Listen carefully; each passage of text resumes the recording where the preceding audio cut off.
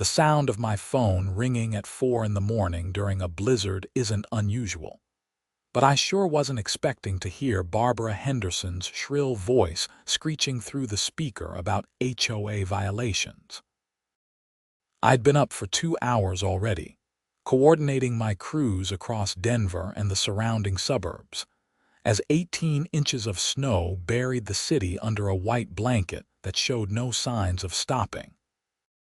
"Mr. Walker, this is completely unacceptable," Barbara's voice cut through like nails on a chalkboard.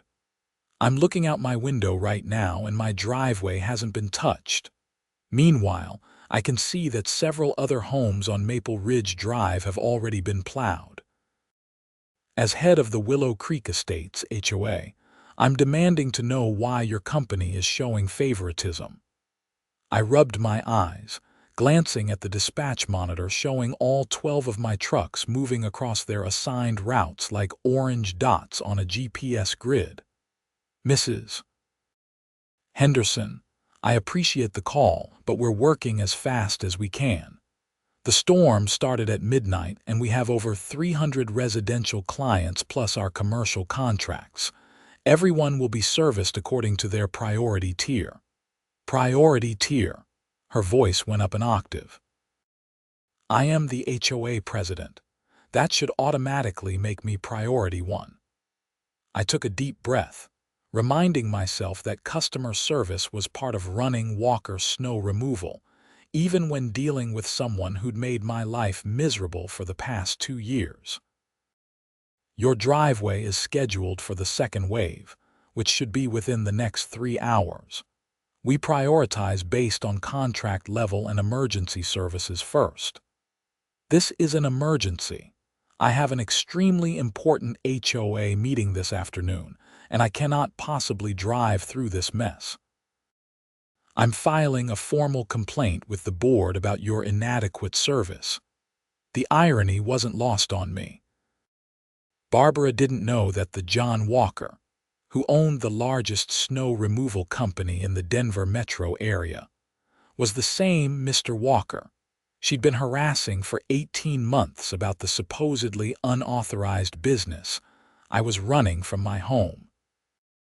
She'd never connected the dots that the 3 pickup trucks occasionally parked in my driveway overnight were part of a fleet of 27 vehicles I kept at a commercial lot 15 miles away.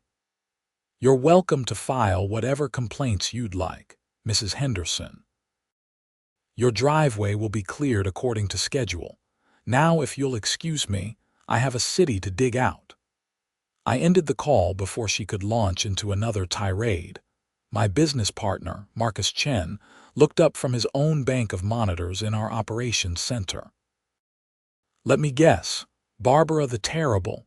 She wants special treatment because she's HOA royalty," I said, downing the rest of my coffee.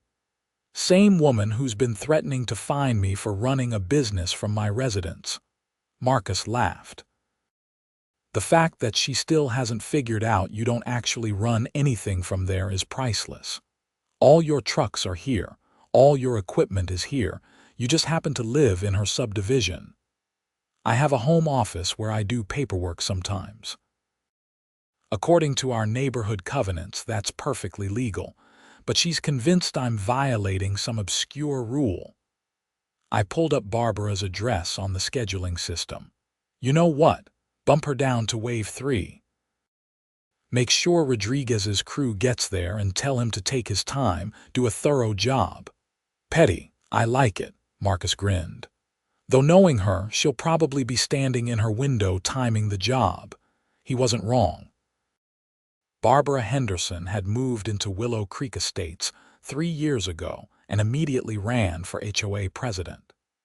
She'd won by default when no one else wanted the position, then proceeded to make it her life's mission to enforce every single rule in our covenant with the enthusiasm of a military dictator. "My grass was once a 1/4 inch too tall when I was out of town for a week. Fine. My garbage can sat visible from the street for 4 hours after pickup time. Fine. My house numbers weren't the approved font style according to some amendment from 1987 that nobody else even knew existed. Fine. The business thing started when she spotted one of my crew leaders dropping off paperwork at my house late one evening. His truck had the Walker snow removal logo on it. Within 24 hours, I had a violation notice claiming I was operating a commercial snow removal business from my residential property, which was prohibited under Section 7.3.2 of the covenants. I'd written back explaining that I owned a company with a commercial address, commercial insurance, proper licensing, and happened to live in the neighborhood. Sometimes employees dropped off documents. Sometimes I did administrative work from home, which the covenants explicitly allowed. I provided copies of my business licenses, my commercial lease, everything to prove the business wasn't based at my residence. Barbara rejected my explanation and escalated to the HOA board. Two of the board members, retired lawyer Frank Morrison and accountant Patricia Young, actually read through the documents and sided with me. The third member, Barbara's friend Deborah Sullivan, voted with Barbara. Stalemate. That was 8 months ago, and Barbara had been looking for any excuse since then to prove I was violating something. My phone rang again.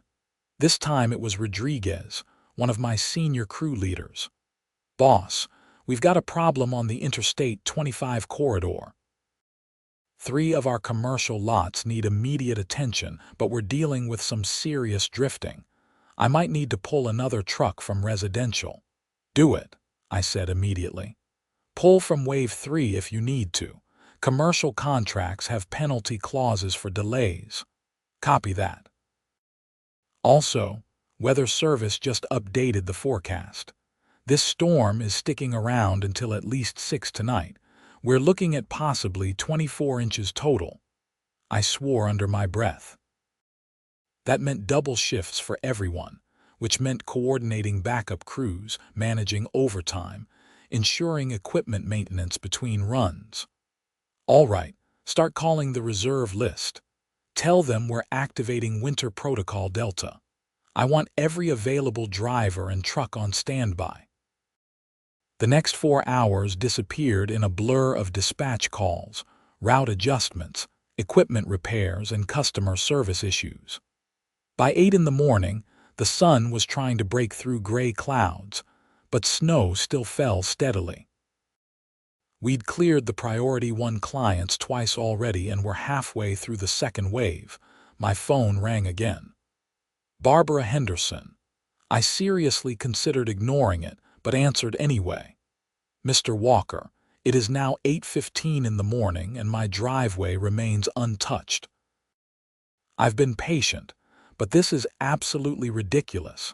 I'm being held hostage in my own home because your company can't manage a simple snow removal schedule. Mrs. Henderson, as I explained earlier, you're scheduled for Wave 3. Given the continued snowfall, we're having to re-plow priority clients before moving to the next tier. Your driveway will be cleared." "Not good enough. I'm calling your supervisor." I pinched the bridge of my nose. "Madam, I am the supervisor." "Then I'm calling the owner of the company." "This is unacceptable service, and I will make sure everyone in Willow Creek Estates knows that Walker Snow Removal plays favorites and ignores paying customers." The temptation was overwhelming. "You're welcome to call the owner. The number is the same one you're calling now." Because I am the owner, Mrs. Henderson, dead silence on the other end, I could practically hear her brain processing the information. "You're John Walker, the owner." "That's correct. The same John Walker who lives at 847 Maple Ridge Drive." "Also correct." More silence. Then, in a voice dripping with vindication, "So you admit you're running a commercial snow removal business from your residential property?" "This is exactly what I've been telling the board for months. You're in clear violation of the covenants, and now I have proof." Not only are you running an illegal business from your home, but you're also showing favoritism by plowing other neighborhood driveways before mine as retaliation for my HOA enforcement actions. I counted to 10 slowly. Mrs. Henderson, my business is located at 4500 Industrial Boulevard. You can look it up. My trucks are garaged there, my office is there, my equipment storage is there. What I do from my home is administrative paperwork, which is explicitly allowed under Covenant Section 7.3.1 subsection B. As for your driveway, you're being serviced in order according to your contract tier. You signed up for the basic residential package, which is a lower priority than our premium residential and commercial clients. I don't believe you. I think you're discriminating against me because I've been doing my job as HOA president. I'm reporting this to the Better Business Bureau, and I'm calling an emergency HOA meeting to discuss revoking your residency privileges for covenant violations. She hung up before I could respond. Marcus, who'd been listening to my side of the conversation, shook his head. She's really going to try to kick you out of your own house. She's going to try. Won't work, but she'll try. I pulled up Barbara's contract on my computer. You know what? Cancel her service entirely. Refund her money for the full season. I'm not dealing with this. You sure? That's basically proving her point about retaliation. I don't care. I have 300 other clients and a waiting list of 50 more. I don't need her business or her headache.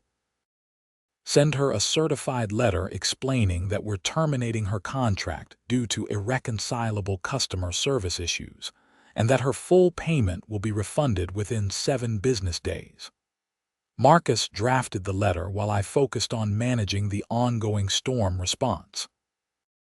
By noon, we'd completed Wave 2 and were starting on Wave 3.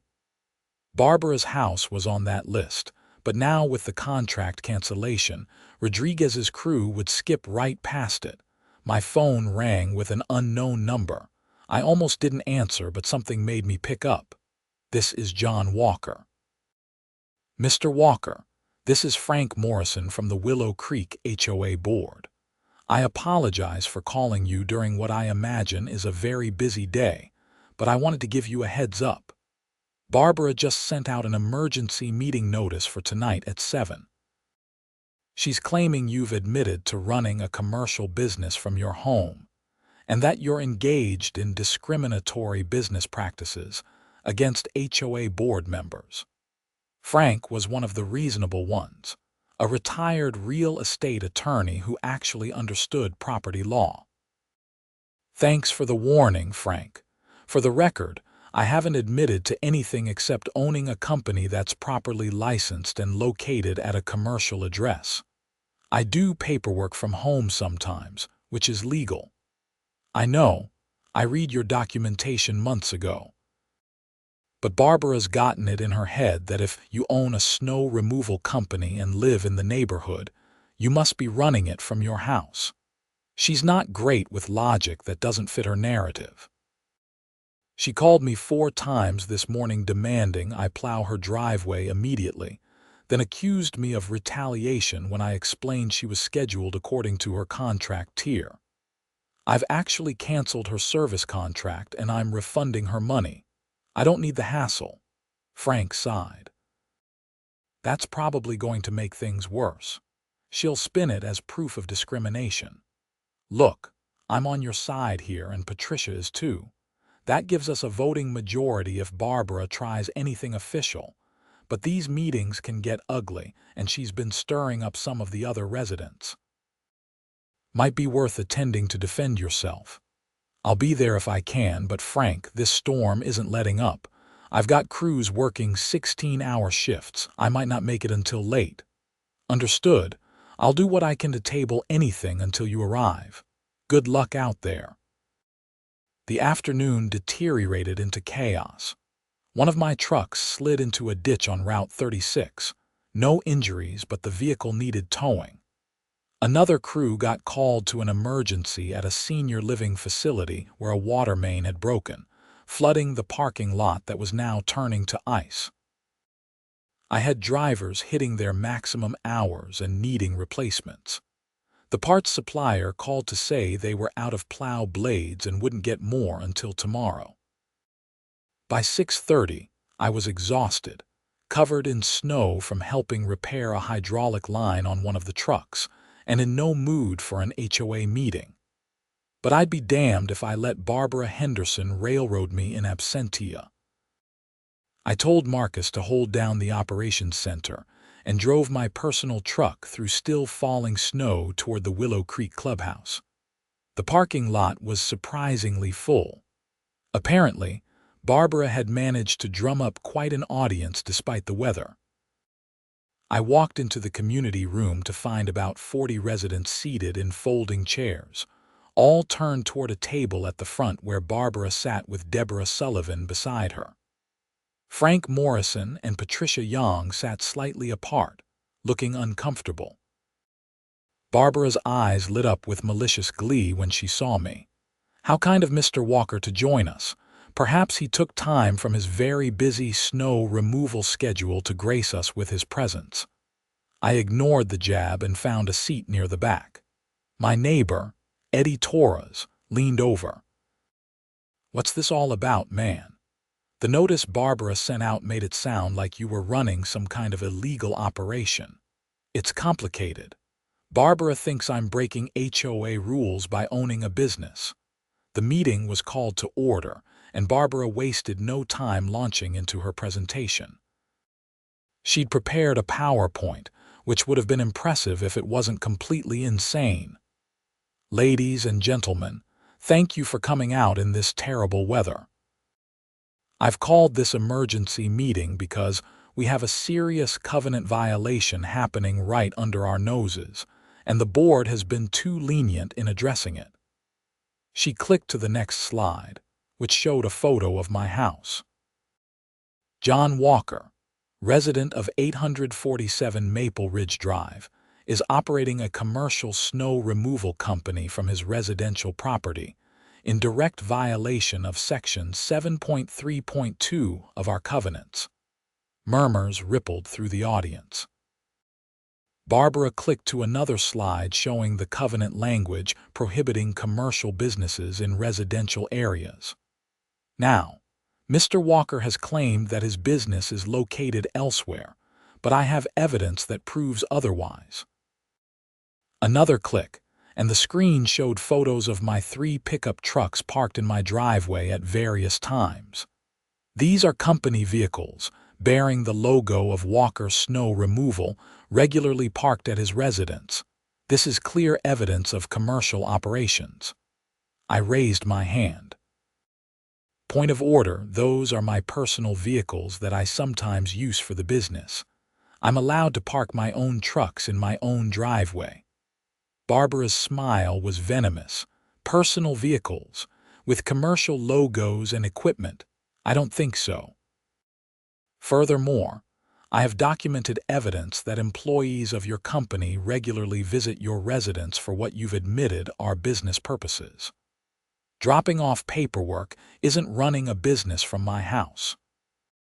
And just today, Barbara continued, ignoring me, Mr. Walker admitted on a recorded phone call that he owns and operates Walker Snow Removal. He then engaged in discriminatory business practices by deliberately refusing to provide contracted snow removal services to my property in retaliation for my HOA enforcement duties. The murmuring got louder. Barbara was good at spinning a narrative, I'd give her that. Frank Morrison cleared his throat. "Barbara, we've been through this. The board reviewed Mr. Walker's documentation extensively. His business is properly licensed at a commercial location. Working from home occasionally doesn't violate our covenants, and you know that." "I disagree with your interpretation, Frank. I think the residents should decide." Barbara turned to the crowd. "Everyone here pays HOA fees to maintain property values and ensure our neighborhood standards are upheld. If we allow one person to run a commercial operation from their home, what's next? Auto repair shops, restaurants. Where do we draw the line? An older woman I recognized as Helen Pritchard stood up. I don't understand what the problem is. John isn't hurting anyone. His house looks nice, his grass is always mowed, and frankly, I wish he'd plow my driveway. I've been stuck inside all day. A few people laughed, but Barbara cut them off. The problem, Helen, is that rules exist for a reason. If we make exceptions for some people, the entire covenant structure breaks down. Today, it's a snow removal company. Tomorrow, it's something that actually does impact property values. Another resident, Tom Chen, Eddie's father-in-law, stood up. Barbara, with all due respect, you're making a mountain out of a molehill. Half the people in this room work from home. Are you going to go after everyone with a home office? There's a difference between working remotely for an employer and operating a commercial service business. I'd had enough. I stood up and walked to the front of the room. Can I address the accusations being made against me? Barbara looked like she wanted to refuse, but Frank nodded. The floor recognizes Mr. Walker. Thank you. First, let me be absolutely clear about the facts. I own Walker Snow Removal, which is a legitimate business licensed with the state of Colorado, insured, bonded, and operated from a commercial location at 4500 Industrial Boulevard. That facility houses our office, equipment storage, vehicle maintenance bay, and dispatch center. I have 27 trucks, 53 employees during peak season, and contracts with over 300 residential clients plus numerous commercial accounts. I pulled out my phone and connected it to the projector, overriding Barbara's presentation. Here are photos of our actual business location. Here's our commercial lease. Here's our business license. Here's our liability insurance certificate showing the commercial address. I don't run my business from my house. I live in this neighborhood and happen to own a business elsewhere. Then why are company vehicles at your residence? Barbara demanded. Because occasionally, when weather is bad or timing is tight, my crew leaders drop off paperwork at my house instead of driving 15 miles out of their way to the office. Because sometimes I take a company truck home so I can get to the yard faster when we have early morning deployments. Because I own the vehicles and can park them wherever I want. None of that constitutes running a commercial operation from my home. Patricia Young spoke up. I think Mr. Walker has been very clear about this. I've reviewed the covenant language with my own attorney background, and having a home office for administrative work is explicitly permitted. As long as there are no commercial activities, no customers coming to the residence, no signage, no inventory storage, then there's no violation. I disagree, Barbara said flatly. And as HOA president, I'm proposing we take formal action. I move that we issue a cease and desist order requiring Mr. Walker to immediately stop all business activities at his residence, remove all commercial vehicles from the property, and pay accumulated fines for the past 18 months of violations totaling $15,000. The room erupted in shocked conversation. $15,000 was insane. Frank Morrison looked furious. That motion is completely out of order, Barbara. You can't unilaterally decide someone has violated covenants and assess fines without a proper hearing and board vote. We've already voted on this issue, and you lost. That was before Mr. Walker admitted to running the business and discriminated against an HOA board member. I didn't discriminate against you, I said, trying to keep my voice level. I canceled your service contract because you were harassing my company with unreasonable demands during a major storm. You called me 4 times in 4 hours demanding immediate service while my crews were handling emergencies and priority contracts. I refunded your money in full. That's not discrimination. That's choosing not to do business with a difficult client. You canceled my contract in retaliation for my HOA duties. I canceled your contract because you're impossible to work with. Those are different things. An older man in the front row stood up. I'm George Perry, and I've lived in Willow Creek for 12 years. Barbara, I'm getting real tired of your crusades. You've harassed half the neighborhood about ridiculous violations. My wife got a fine because our mailbox was the wrong shade of black. The Johnsons got a fine because their Christmas lights stayed up until January 3rd. Now you're trying to extort $15,000 from John because he owns a business. This is absurd. Several people applauded. Barbara's face turned red. Order. I'll have order in this meeting. George, you're out of line. No, Barbara, you're out of line, Frank Morrison said firmly. I'm calling for an immediate vote to dismiss your motion as without merit. All in favor. Frank and Patricia raised their hands. Deborah Sullivan raised hers in opposition. Barbara glared daggers at Frank. Motion dismissed, Frank declared. Furthermore, I'm proposing we table this entire issue indefinitely pending a review of our covenant enforcement procedures. There have been too many frivolous complaints lately, and I think we need clearer guidelines on what actually constitutes a violation. All in favor. Again, Frank and Patricia voted yes. Barbara and Deborah voted no, 2-2. Tie vote means the motion fails, Barbara said smugly. The issue remains open. Actually, Patricia interjected, a tie vote on a procedural motion goes to the default position, which is to maintain status quo. That means no action is taken against Mr. Walker, and the matter is considered closed unless new evidence emerges. Barbara looked ready to explode. This board is a joke. You're all protecting your friend instead of enforcing the rules. We're following the rules, Frank said tiredly. Maybe if you'd focus on actual problems instead of inventing them, we'd get more done. This meeting is adjourned. People started filing out, several stopping to shake my hand or apologize for the circus. Eddie Torres clapped me on the shoulder. That was wild, man. Barbara's got issues. Tell me about it, I muttered, watching Barbara pack up her laptop with jerky, angry movements. She noticed me watching and marched over.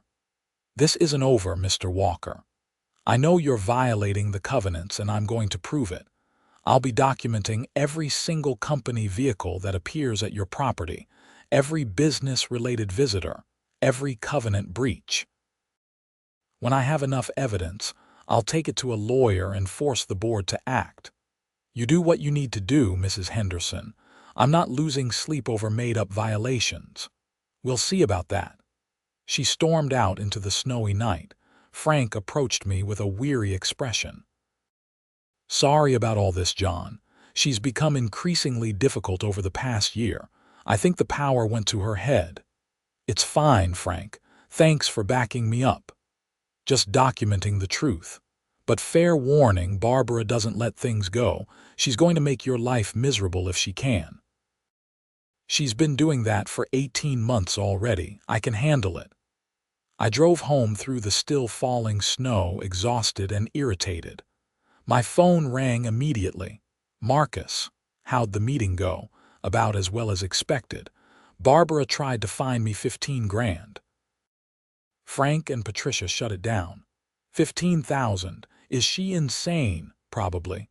Look, I need to catch a few hours of sleep. Wake me up if anything critical happens, otherwise let the crew chiefs handle things until morning.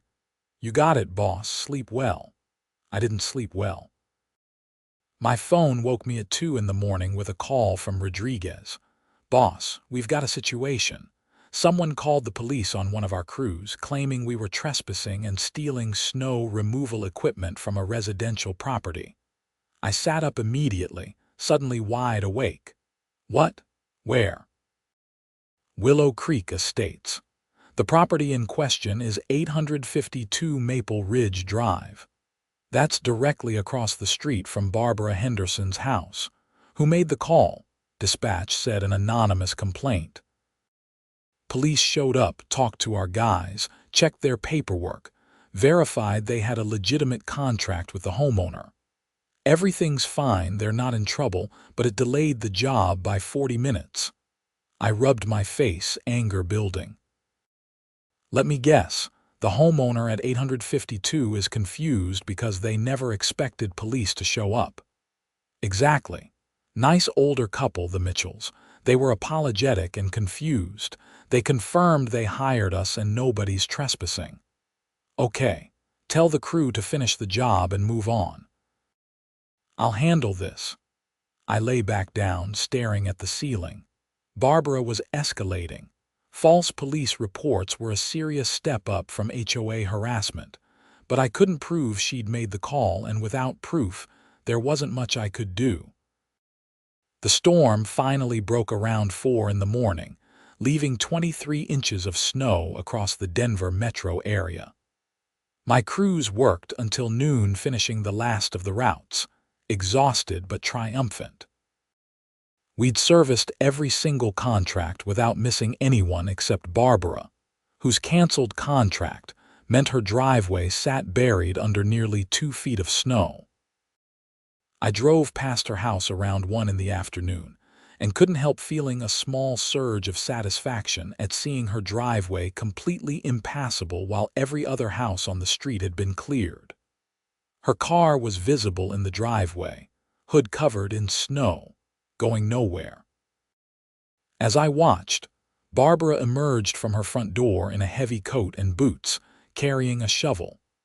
She looked at the massive pile of snow, then up and down the street at the cleared driveways, then directly at my truck as I slowly drove past. The hatred in her eyes was palpable. I waved cheerfully and kept driving. That was probably petty of me, but after the week I'd had, I figured I'd earned it. The next few days were calmer. My crews handled the cleanup, businesses reopened, life returned to normal. I didn't hear from Barbara, which was suspicious in itself. In my experience, her silence meant she was plotting something. The following Monday, I received a certified letter. Not from the HOA, but from a law firm, Anderson and Associates out of Denver. My stomach sank as I opened it. The letter was a formal legal demand on behalf of Barbara Henderson, claiming that Walker Snow Removal had breached its contract by failing to provide services during the blizzard, that I had engaged in discriminatory business practices, and that I was operating an illegal commercial business from my residential property in violation of HOA covenants. They demanded immediate cessation of all covenant violations, $15,000 in fines, $5,000 in damages for breach of contract and attorney fees. I called my own lawyer, Richard Vasquez, who'd handled my business incorporation and contracts. "Rick, I need you to read something." I scanned and emailed him the letter. 5 minutes later, my phone rang. "This is the most ridiculous demand letter I've read in 6 months, Rick said. "Half of these claims are completely without merit." "You canceled her contract and refunded her money, correct?" "Yes, before the storm ended. Full refund, certified letter explaining termination of services due to customer service conflicts." "Then there's no breach of contract." "You can't breach a contract that's been legally terminated by mutual release. The refund constitutes her acceptance of the termination. As for the HOA stuff, we've been through this. You're not violating any covenants, and discrimination. What's she claiming? Discrimination against annoying people. That's not a protected class. So what do I do? Let me respond on your behalf. I'll draft a letter explaining why each claim is baseless and suggesting that continued frivolous legal threats could constitute harassment. That usually scares off these small-time attorneys looking for a quick settlement. Thanks, Rick. Bill me whatever you need. I'll keep it reasonable.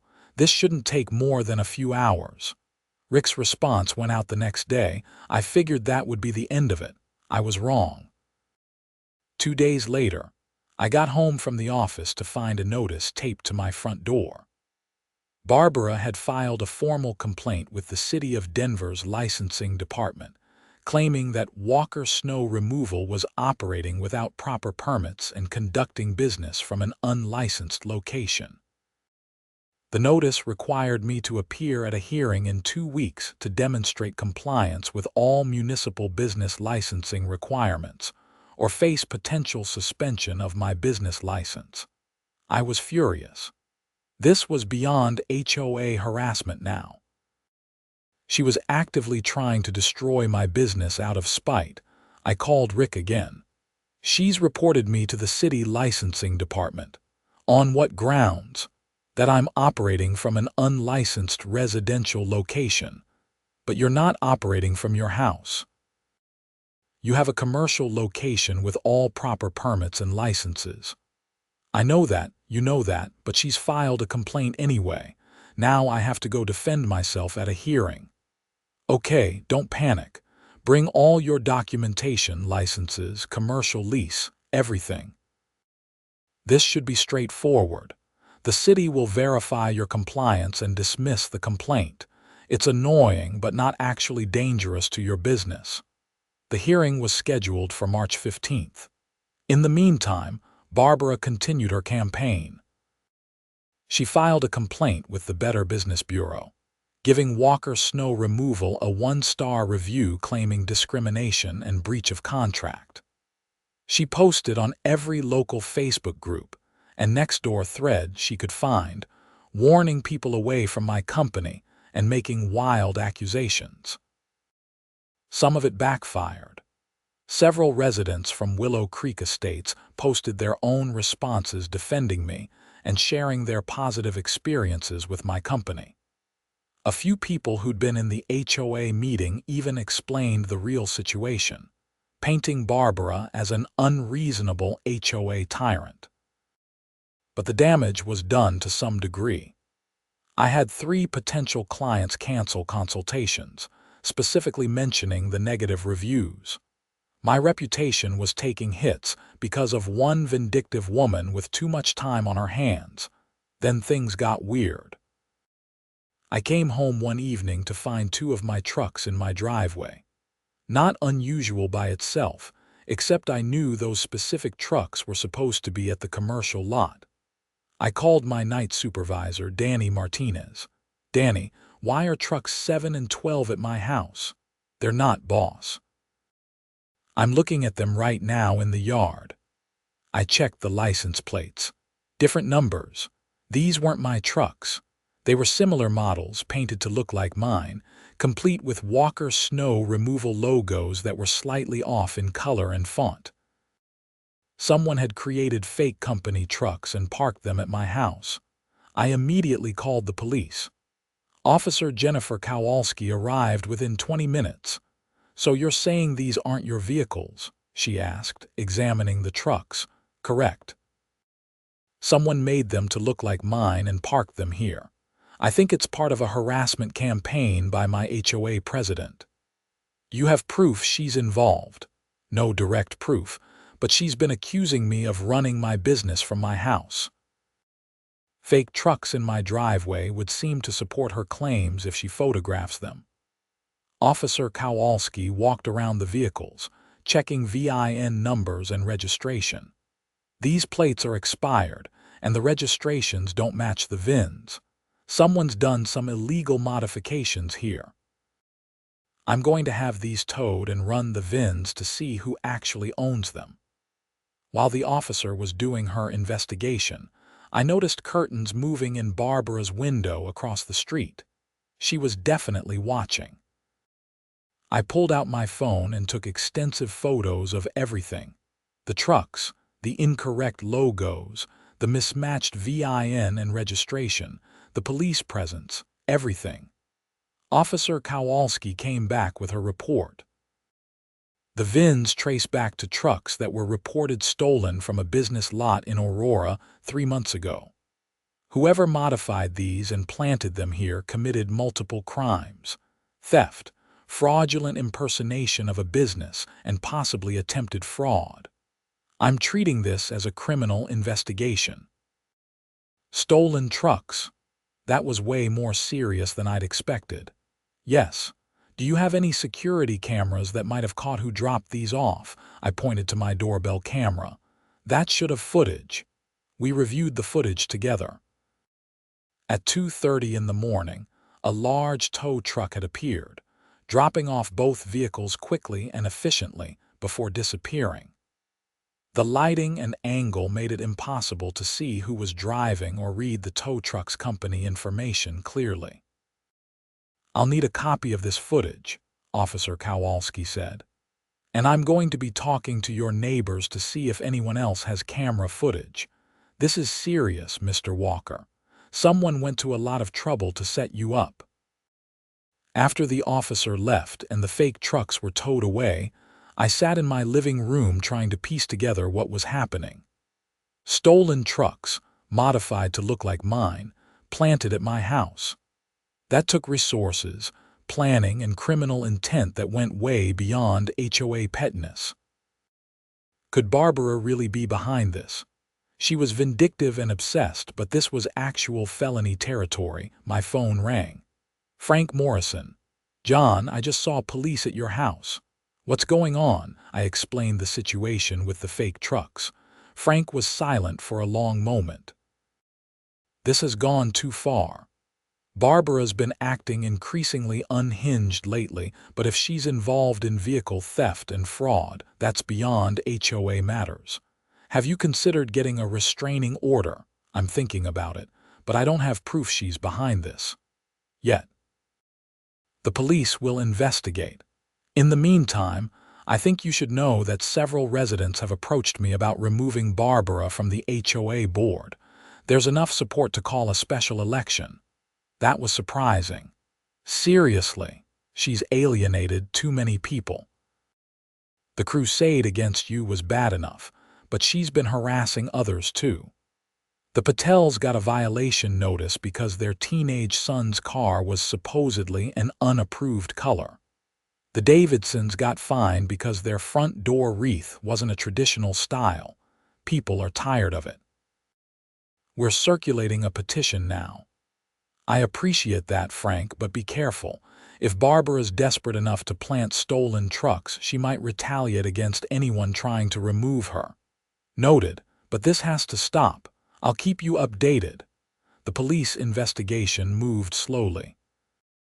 Officer Kowalski called me 3 days later with an update.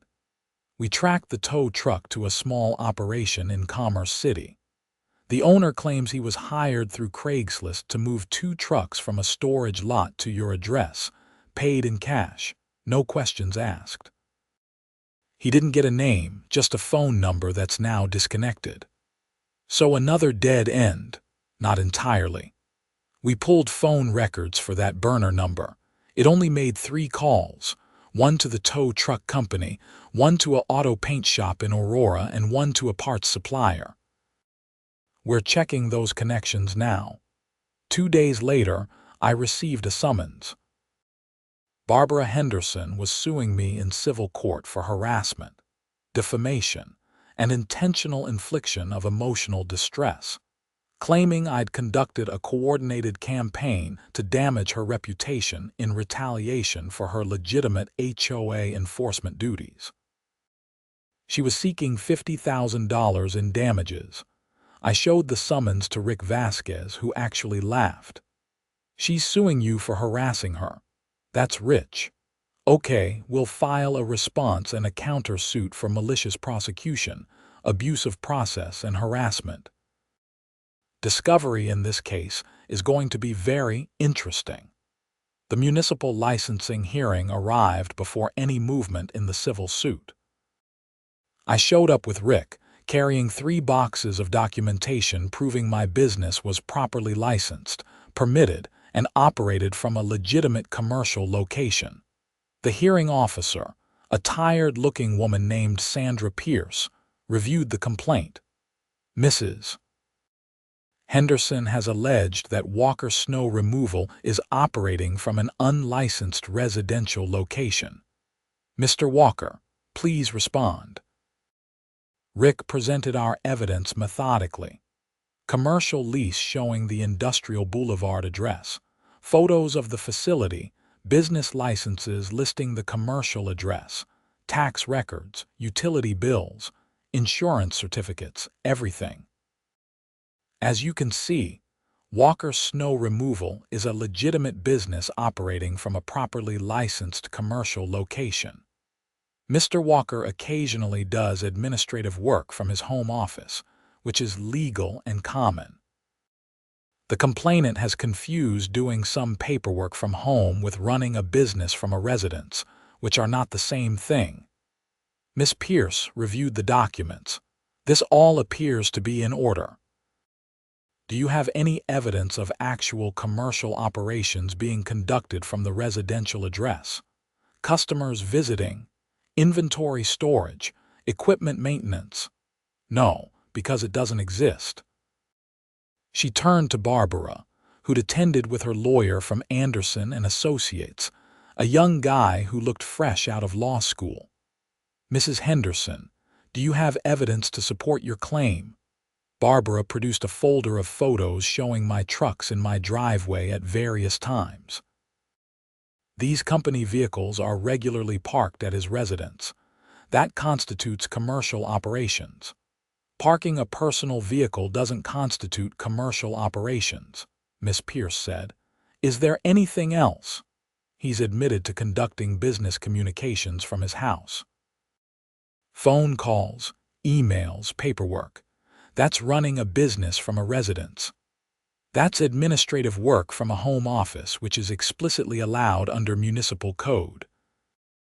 Unless you can demonstrate actual commercial activities, customers, transactions, or operations occurring at the residential location, there's no violation. Barbara's lawyer tried to argue, but Miss Pierce shut it down quickly. I'm dismissing this complaint as without merit. Mr. Walker's business is properly licensed and operated. Case closed. Barbara looked like she'd swallowed glass. As we walked out of the municipal building, she grabbed my arm. You think you've won. You haven't.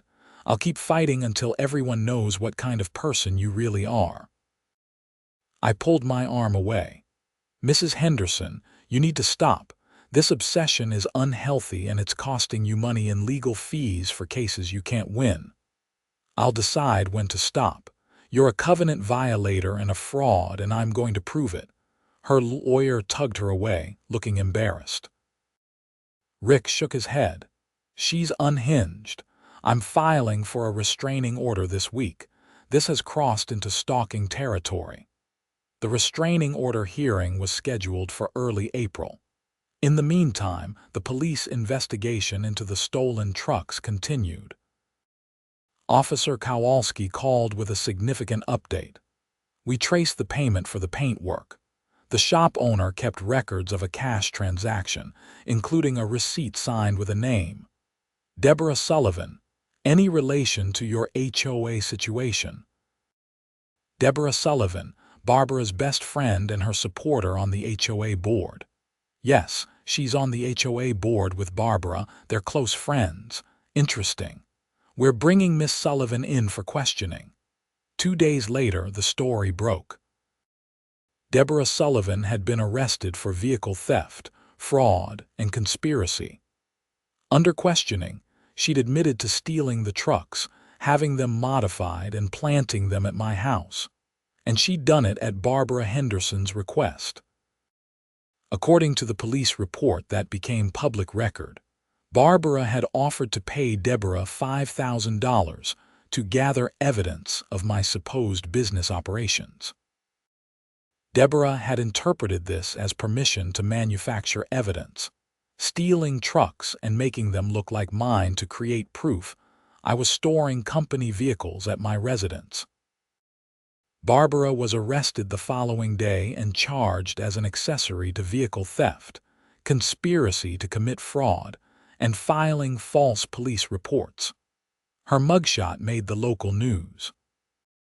The HOA board held an emergency meeting and unanimously voted to remove Barbara as president, pending the legal proceedings. Frank Morrison took over as interim president. The lawsuit Barbara had filed against me was dropped when her lawyer withdrew from the case. My countersuit proceeded.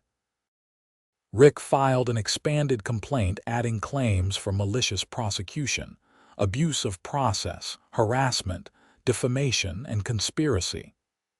We sought damages, attorney fees, and an injunction preventing further harassment. The discovery phase was enlightening. Barbara's lawyer in the civil case had kept meticulous records of her complaints, which revealed the extent of her obsession. She'd photographed my house 17 times. She'd filed 9 separate complaints with various city departments.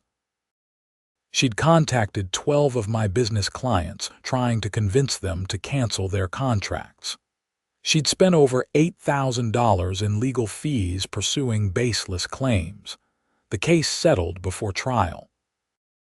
Barbara's homeowner insurance covered the settlement after determining her actions fell under personal liability coverage. I received $42,000 in damages and attorney fees, plus a permanent injunction prohibiting Barbara from contacting me, my business, or my clients. Deborah Sullivan pleaded guilty to reduced charges and received 2 years of probation plus restitution to the original truck owners. Barbara pleaded guilty to conspiracy and filing false reports, receiving 1 year of probation, a $10,000 fine, and 200 hours of community service. The HOA held a special election. Frank Morrison ran for president unopposed and won. Patricia Young remained on the board. 2 new members replaced Barbara and Deborah, both reasonable people who promised to focus on actual community issues instead of petty enforcement crusades. One of Frank's first acts as president was to formally clarify the covenant language regarding home offices and business ownership, explicitly stating that residents could own businesses operated elsewhere and could conduct administrative work from home without violating any rules. My business thrived. The publicity from Barbara's arrest, ironically, brought me more attention. Several news outlets ran stories about the HOA president who framed a snow removal contractor, and my phone rang constantly with new client inquiries. I had to hire 3 more crews to handle the increased demand. Barbara and her husband sold their house and moved out of Willow Creek Estates within 6 months. The rumor was they relocated to Colorado Springs to escape the negative attention. I didn't keep track. As far as I was concerned, that chapter was closed. The following winter, during the first major snowstorm of the season, I was back in the operations center coordinating crews when Marcus looked up from his computer. "Hey boss, we just got a service request from Colorado Springs. Address is 4721 Mountain View Court. Name listed is Barbara Henderson." I walked over and looked at the screen. Sure enough, there was her name requesting snow removal services. "What do you want me to do?" Marcus asked. I thought about it for approximately 3 seconds. "Send her a response declining the service. Refer her to one of our competitors down there. Professional courtesy, no hard feelings, but we're not servicing that address. You sure? Could be interesting." "I'm positive. I learned my lesson about difficult clients. Some money isn't worth the headache." Marcus sent the polite declination. We never heard back from Barbara Henderson. Life in Willow Creek Estates improved dramatically under Frank's leadership. The HOA focused on actual community improvement projects, updating the playground, organizing neighborhood events, maintaining common areas. Violation notices dropped by 90% and were reserved for genuine issues like abandoned vehicles or serious property neglect. I continued running Walker snow removal from my commercial location. occasionally doing paperwork from my home office, parking my truck in my driveway whenever I wanted, and never worrying about manufactured HOA violations again. On the anniversary of the infamous blizzard, Eddie Torres organized a neighborhood barbecue. Half of Willow Creek showed up, including Frank, Patricia, the Mitchells, the Torreses, and dozens of other residents I'd gotten to know better through the whole ordeal. Someone made a joke about HOA Karens. Everyone laughed, and we moved on to talking about normal things like property values, the upcoming pool opening, and whether the neighborhood should install electric vehicle charging stations in the clubhouse parking lot. It was boring, peaceful, and exactly what an HOA should be.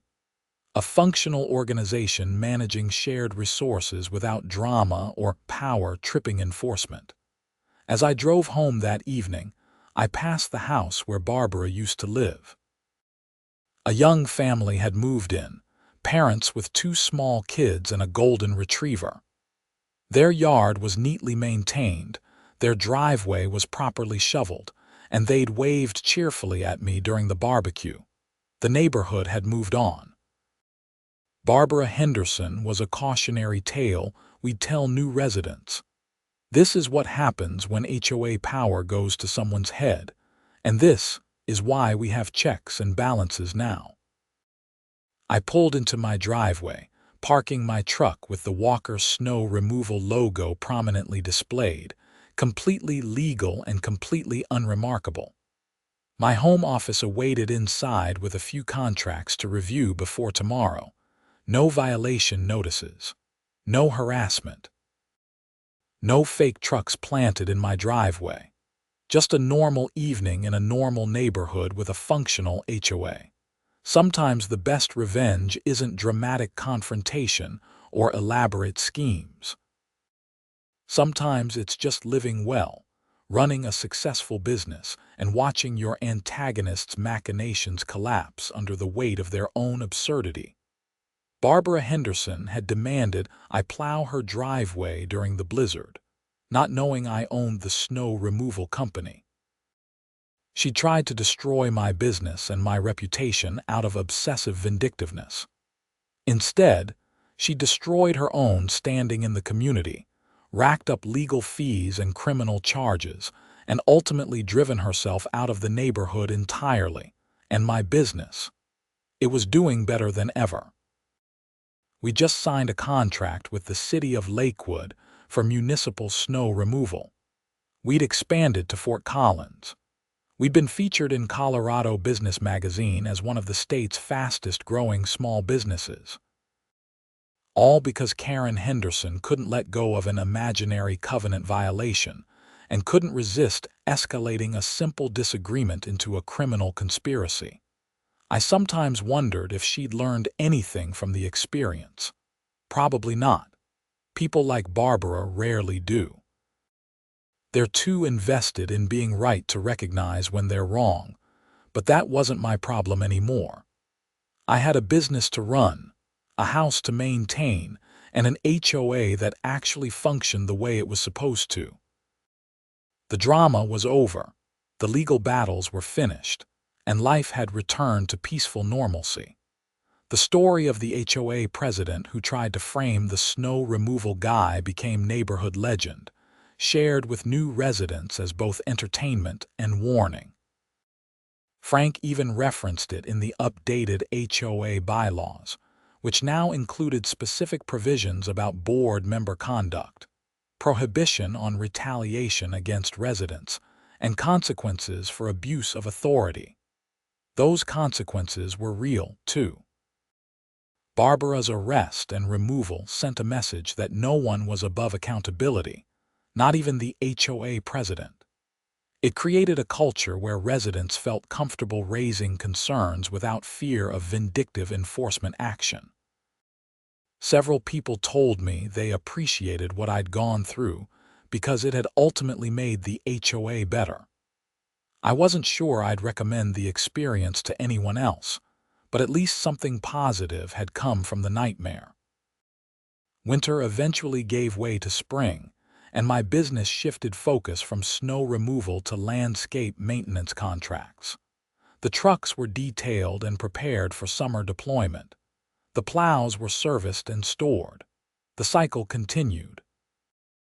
Barbara Henderson remained in Colorado Springs, hopefully learning to be less of a nightmare to whatever HOA had the misfortune of dealing with her there. Or maybe she'd learned her lesson and was keeping a lower profile. I genuinely didn't care which. My final act of closure came in May, when I donated $5,000 to the Willow Creek Estates Community Improvement Fund in memory of the whole ordeal. Frank used it to install new lighting in the common areas and update the playground equipment. At the ribbon-cutting ceremony for the new playground, Frank gave a short speech thanking various contributors. When he mentioned my donation, several residents applauded, and one of the kids yelled, "Thank you, Plow Man," which got a big laugh. That, more than anything, felt like victory. Not a dramatic courtroom vindication or financial windfall. Just genuine appreciation from neighbors who recognized that I was a reasonable person who'd been subjected to unreasonable harassment and had handled it with as much grace as possible. The plaque by the playground read, "Community Improvement Fund, various donors," without listing specific names, which was exactly what I'd requested. The point wasn't recognition. The point was moving forward and investing in making the neighborhood better rather than dwelling on the conflict that had consumed so much energy. As I stood there watching kids play on the new equipment, I reflected on the absurdity of how it had all started. A demanding phone call during a blizzard from an HOA president who didn't realize she was talking to the owner of the company she was threatening. That single moment of failed recognition had spiraled into months of legal battles, criminal charges, and neighborhood drama. All because Karen Henderson couldn't grasp that owning a business and living in a neighborhood were two separate things that happened to intersect in one person's life. The HOA board position that had given Barbara so much perceived power was now occupied by Frank Morrison, who wielded that power with common sense and restraint. The position itself wasn't the problem. The person holding it had been. That distinction mattered. Willow Creek Estates needed an HOA to manage shared expenses, maintain common areas, and enforce reasonable standards. What it didn't need was a zealot using those responsibilities as a weapon against anyone who annoyed her. The new board got that balance right. They enforced legitimate concerns like abandoned vehicles or severe property neglect, but ignored minor variations in mailbox shades or the precise height of grass. They trusted residents to be reasonable adults rather than treating everyone like potential rule breakers. It made for a dramatically less stressful living situation. My phone rang as I walked back to my truck after the playground ceremony. It was Marcus. "Hey boss, just got an interesting inquiry. Someone from the mayor's office wants to discuss a potential contract for emergency snow removal coordination across the entire metro area. They said they were impressed with how we handled last winter's blizzard." I smiled. "Set up a meeting. Let's hear what they're proposing." "Will do." Also, you're going to love this. The inquiry specifically mentioned our exemplary service and professional conduct under challenging circumstances. Pretty sure that's a reference to the Barbara situation. Probably. Turns out maintaining professional standards, even when dealing with difficult clients, is good for business. Who knew? I drove home past streets lined with blooming trees and well-maintained houses, each occupied by neighbors who were just trying to live their lives without unnecessary drama. Some had cars in the driveways, some had kids playing in yards, some had home offices where they worked remotely, all of it completely normal. Completely legal and completely unremarkable unless you were a power-obsessed HOA president looking for problems where none existed. My driveway held 2 vehicles, my personal truck and one company truck I'd driven home because I was heading to the commercial yard early tomorrow. Both perfectly legal.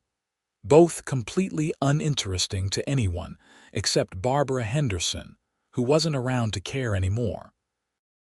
The home office inside contained my computer, files, and the administrative tools I needed to run a successful business from wherever was convenient. All perfectly legal under the revised HOA covenants that explicitly protected such arrangements. Everything Barbara had tried to destroy had survived and thrived. Everything she'd built, her reputation and authority, had crumbled. The difference was that I'd been operating in good faith within legitimate boundaries, while she'd been manufacturing problems to justify her existence. Good faith matters. Following actual rules rather than imagined ones matters.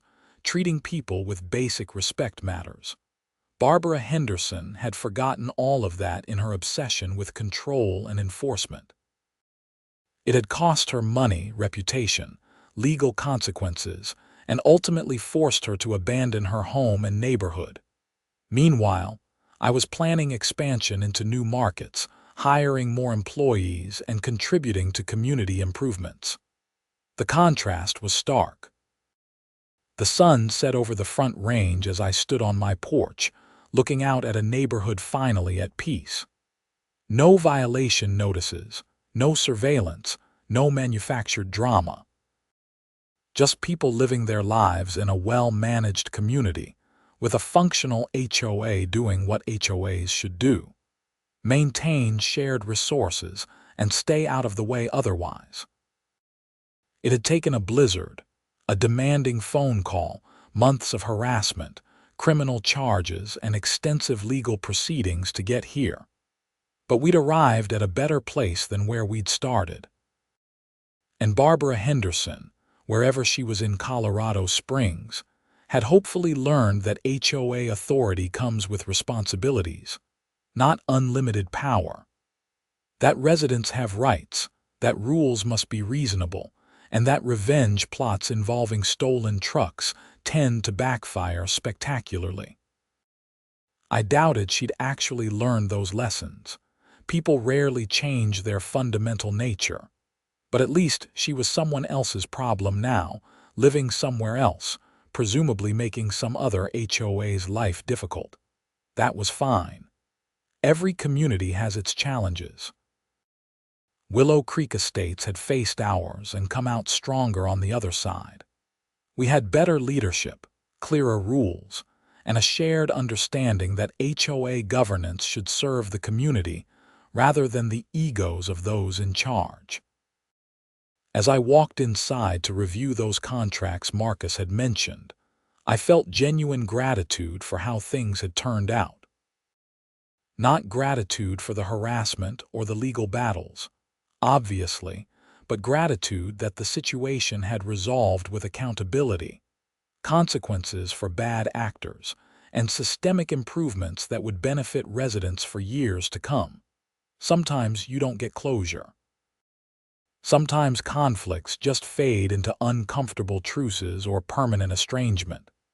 This situation had actually concluded with definitive outcomes: criminal convictions, civil settlements, policy changes, leadership transitions, and a clear turning point from dysfunction to functionality.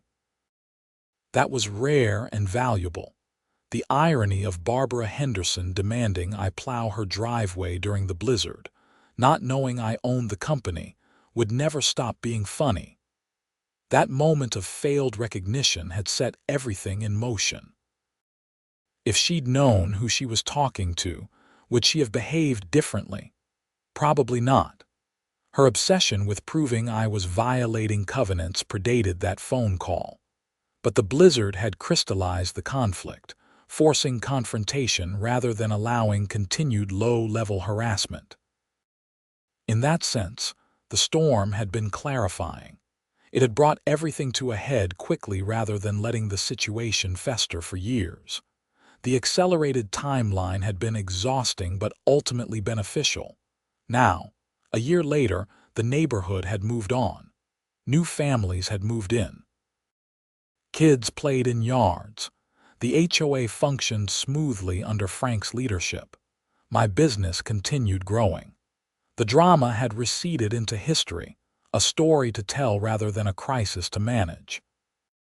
And if another blizzard hit tomorrow, I'd coordinate my crews efficiently, service all contracts according to schedule, and not worry about vindictive HOA presidents demanding special treatment. Because that particular problem had been solved permanently through legal action, criminal prosecution, and community accountability. That was the real victory. Not defeating Barbara Henderson personally, but creating a system where future Barbara Hendersons couldn't abuse their authority without consequences. The revised bylaws, the clarified covenant language, the strengthened board oversight, all of it served to prevent recurrence of the same problems. Institutional change outlasts personal conflicts. Barbara was gone, but the improvements remained, protecting future residents from similar harassment. As I settled into my home office to work, I heard neighborhood kids playing outside, laughing and shouting in the evening warmth. That sound represented normalcy, the peaceful routine of community life without manufactured drama. It was the sound of an HOA doing its job properly, maintaining infrastructure, managing shared resources, and otherwise staying out of people's lives. Simple, boring, and exactly what everyone wanted.